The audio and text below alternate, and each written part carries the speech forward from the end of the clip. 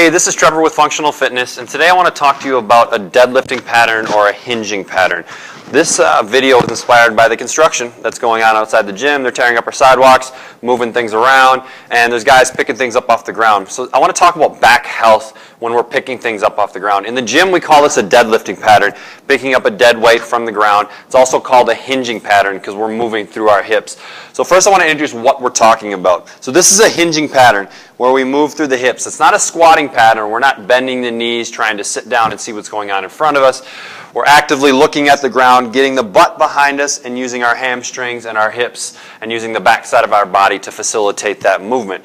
So we've got a really cool tool that we use in the gym, and you've probably got one at home. It can be a PVC pipe like this, or it can be a broomstick. Anything that's stiff and about 4 to 5 feet long will work really well for this. This helps facilitate a really good pattern and teach you a good pattern with the tool. So what we do to teach the pattern is we take the stick, run it right down your spine. It's going to touch 3 points: your head, your upper back, and your tailbone.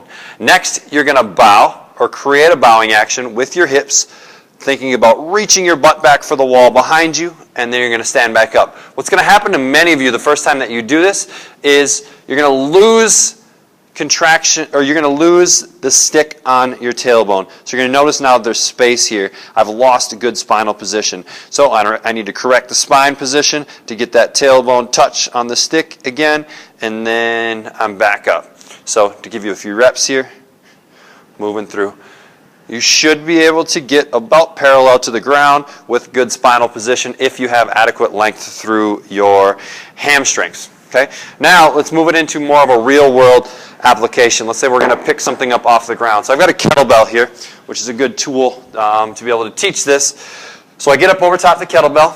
Just like I have the stick, I'm going to hinge, reaching my butt back behind me. I'm going to let my arms hang. Once I've gone as far as I can with my hamstrings, I'm going to bend the knees to get the rest of the way to the kettlebell. But you'll notice my upper body is almost parallel to the ground. From there, I'm going to be able to push into the ground and stand up with the load or the implement. So a couple reps look like this.